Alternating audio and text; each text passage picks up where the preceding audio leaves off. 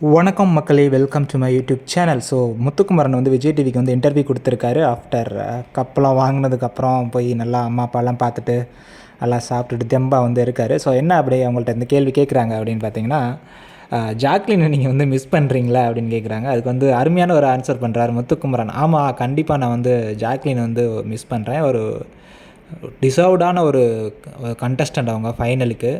So நான் வந்து big pass வீட்டில் என்டரான ஃபர்ஸ்ட் நாள்லேருந்து நல்லா கவனமாக விளாண்டுக்கிட்டே இருந்தேன். ஆனால் ஜாக்லின் வந்து ஃபஸ்ட்டு நிமிஷத்துலேருந்தே விளையாட ஆரம்பிச்சிட்டாங்க. அந்தளவுக்கு ஒரு கவனிக்கக்கூடிய ஒரு முக்கியமான ஒரு பிளேயர் தான் ஜாக்லின்.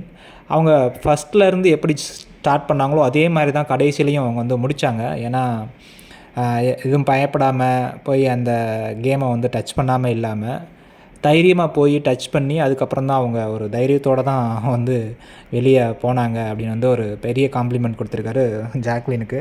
அதுக்கப்புறம் வந்து உங்களுக்கு அப்புறம் தீபக், மஞ்சரி, ஜாக்லின் உங்களுக்குள்ள அந்த பாண்டிங் எப்படி இருந்துச்சு? அவங்கள நீங்கள் வந்து மிஸ் பண்ணிங்களா ஃபைனலில் அப்படின்னு கேட்கும்போது, கண்டிப்பாக மிஸ் பண்ணேன். அவங்களோட எப்படி கனெக்ட் ஆனோம்னே தெரில. சோபா கேங்கன்னு கூட வெளியில் நிறைய பேர் சொல்லிகிட்டு இருக்காங்க. ஸோ ஒத்த எண்ணங்களுடைய கருத்து கொண்ட ஒரு மக்கள்லாம் ஒன்றா சேர்ந்தது வந்து ஒரு நல்லா இருந்துச்சு. ஸோ அந்த செங்கலா டாஸ்கில் தான் நாங்கள் எல்லாருமே வந்து அதான் எனக்கு பிடிச்ச டாஸ்க்கும் கூட. ஸோ அதில் தான் நாங்கள் எல்லாருமே ஒன்றா சேர்ந்து பழகிறதுக்கு ஒரு வாய்ப்பு கிடச்சிச்சு. ஸோ அது வந்து ரொம்ப ஸ்பெஷலான ஒரு மொமெண்ட்டு. ஸோ அவங்கள வந்து கண்டிப்பாக வந்து நான் வந்து மிஸ் பண்ணேன் அந்த ஃபைனலில் அப்படின்னு வந்து சொல்கிறாப்புல. அதுக்கப்புறம் பார்த்திங்கன்னா, நீங்கள் படம் நடிச்சிங்கன்னா என்ன மாதிரியான படம் உங்களுக்கு வந்து நடிக்க பிடிக்கும்?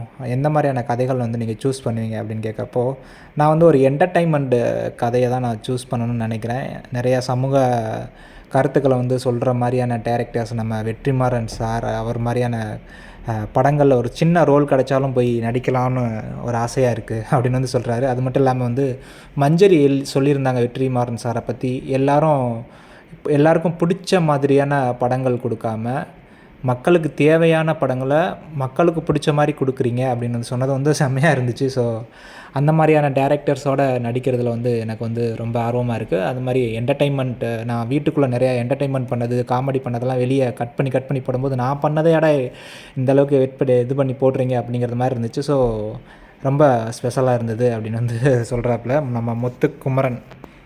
அப்புறம் அந்த கப்பு வாங்கின மொமெண்ட் எப்படி இருந்தது? அவ்வளோ பேரோட லவ்வோடு அந்த கப்பு வாங்கும்போது எப்படி இருந்தது அப்படின்னு கேட்டப்போ, ரொம்ப கனமாக இருந்தது. இவ்வளோ பேர் எனக்காக வந்து வேலை பார்த்துருக்காங்க, ரொம்ப எனக்காக சண்டை போட்டிருக்காங்க வெளியே. ஸோ நான் உள்ளே போட்ட சண்டையோட வெளியே எனக்காக நிறையா சண்டை போட்டிருக்காங்க. ஸோ அந்தளவுக்கு எனக்கு வந்து அன்பை கொடுத்துருக்காங்க. ஸோ மக்களுக்கு எல்லாருக்குமே மிக்க நன்றி அப்படின்னு வந்து சொல்கிறாப்புல முத்துக்குமரன்.